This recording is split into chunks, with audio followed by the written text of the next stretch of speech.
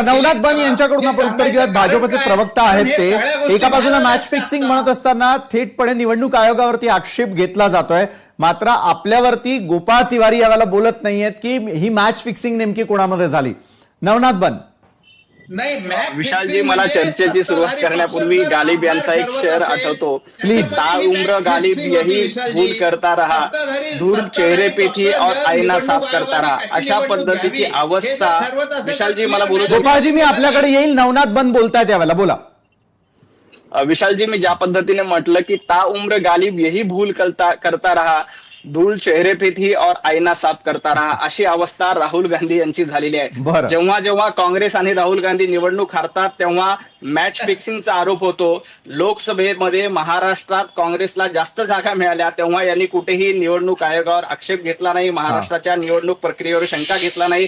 एवढंच काय, कर्नाटक तेलंगणामध्ये जिंकले त्यावेळेला देखील यांनी आक्षेप ते जेव्हा बोलत होते, विशालजी ते जेव्हा बोलत होते, मी शांतपणे आपल्याकडे पुन्हा येईल, आपल्याला संधी देईल. नवनाथ बन यांचं बोलणं पूर्ण होऊ देत आधी. या गोष्टी निवडणूक निवडणूक आयोगाने वेळोवेळी सांगितलेलं आहे, पण तुमची ऐकायची तयारी नाहीये. काय तुम्हाला जे सोयीचं आहे ते ऐकायचं आहे आणि जे तुमच्या सोयीचं आहे नाहीये ते ऐकायचं नाही. त्यामुळे निवडणूक आयोगाने राहुल गांधींना वेळोवेळी उत्तरं दिलेली आहेत, वेळोवेळी सांगितलं, परंतु राहुल गांधी निवडणूक आयोगाकडे जात नाहीयेत. निवडणूक आयोगाकडे न जाता फक्त माध्यमांवर आणि ट्विटरवर अशा प्रकारचे प्रश्न. विशालजी बोलू द्याल का? विशालजी बोलू द्याल? मी आपल्याला पुन्हा संधी देईन. मी आपल्याला संधी दिली होती मॅच फिक्स. विशालजी, ज्या पद्धतीनं राहुल गांधी सातत्यानं निवडणुकांमध्ये पराभूत होता मध्ये आता जवळपास 28-29 निवडणुका राहुल गांधींच्या नेतृत्वामध्ये काँग्रेसचा पराभव झालेला आहे. त्यामुळे या पराभवाचं खापर कुणाला फोडायचं तर इथल्या व्यवस्थेवर फोडायचं, निवडणूक आयोगावर फोडायचं, अशा पद्धतीचं काँग्रेसचं हे धोरण आहे. काँग्रेस लोकांमध्ये नाही आहे. भारतीय जनता पार्टी सातत्यानं लोकांपर्यंत जाते.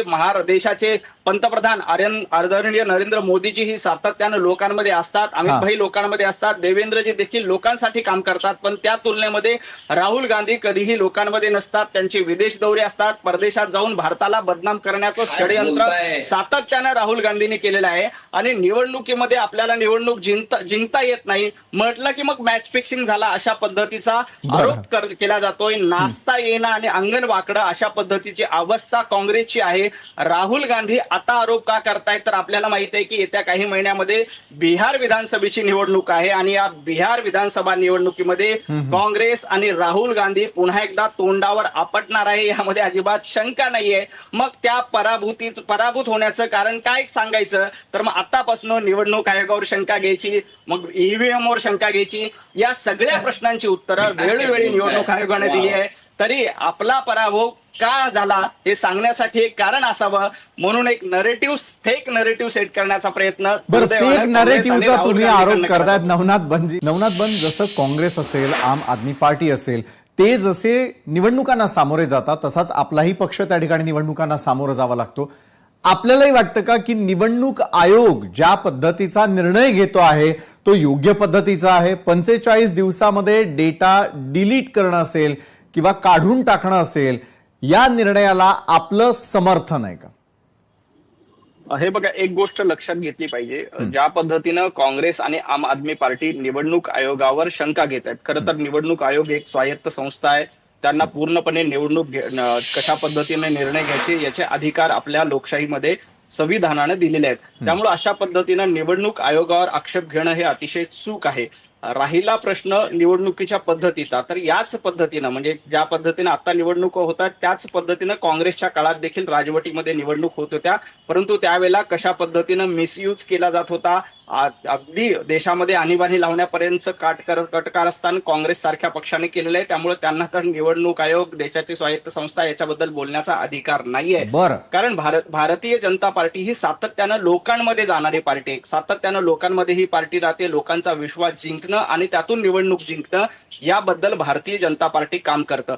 फक्त ट्विटरवर किंवा सोशल मीडियावर अशा पद्धतीचे आरोप करायचे आणि यांनी मॅनेज करून निवडणूक जिंकली, मॅच फिक्सिंग केली, अशा पद्धतीचा आरोप भारतीय जनता पार्टी करत नाही. भारतीय जनता पार्टी सातत्यानं जनहित लक्षात घेतं आणि त्यामुळं काँग्रेस आता बिहारमध्ये येत्या काही दिवसामध्ये निवडणूक आहेत. तुम्हाला आठवत असेल तेलंगणा आणि आंध्र प्रदेशमध्ये तेलंगणा आणि कर्नाटकमध्ये काँग्रेसने निवडणूक जिंकल्या त्यावेळेला कुठेही यांनी त्या सगळ्या याच्यामध्ये मॅच फिक्सिंगचा आरोप केला नाही. त्यांना वाटलं की ही पद्धत योग्य आहे. एखादा निर्णय सुप्रीम कोर्टानं काँग्रेसच्या बाजूने दिला किंवा महाविकास आघाडीच्या बाजूने दिला तर त्यांना तो योग्य वाटतो, परंतु तोच निर्णय जर का भाजपला सोयीचा आहे असं वाटलं तर लगेच मग यंत्रणांवर शंका घेतली जाते. मला वाटतं हे दुटप्पी धोरण आहे. अशा पद्धतीचं आपल्याला हवं ते निर्णय घ्यायला आणि त्याचं कौतुक करायचं आणि आपल्या विरोधात निर्णय गेला की त्याबद्दल नाक मुरडायचं हे काँग्रेसचं सातत्यानं धोरण राहिलंय.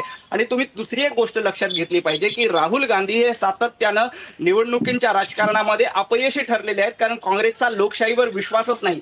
घराणेशाहीमधून अशा पद्धतीचे नेतृत्व उदयाला येत नाही, ते लोकांमधून यावं लागतं.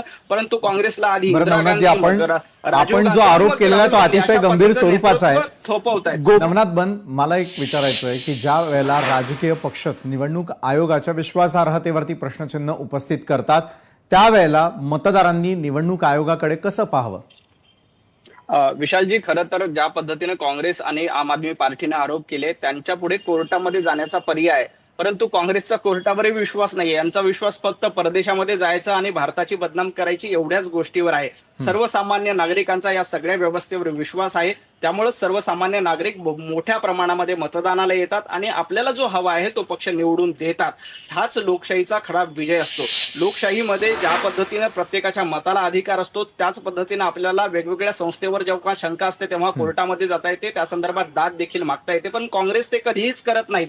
राहुल गांधी यांना त्याच्यामध्ये अजिबात इंटरेस्ट नाहीये. त्यांना सातत्यानं आरोप करायचे, ते सुद्धा प्रसार माध्यमांमध्ये आरोप करायचे. निवडणूक आयोगाकडे लेखी तक्रार दिली, त्यानंतर निवडणूक आयोगाने दिलेले उत्तर देखील मान्य करायचं नाही. म्हणजे मला हवं ते निर्णय दिला तरच मी मान्य करतो, अन्यथा मी तो निर्णय मान्य करणार नाही. अशा पद्धतीची राहुल गांधी यांची पद्धत गोपाळ तिवारीजी, न्यायालय जबाबदारीने उत्तर मिळाली नाही हे देखील मी क्लिअर सांगतो.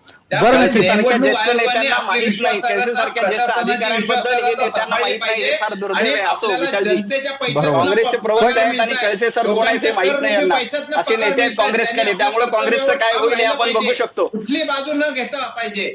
बरोबर आहे, निपक्षपातीपणानं निर्णय समोर येणं आवश्यक आहे.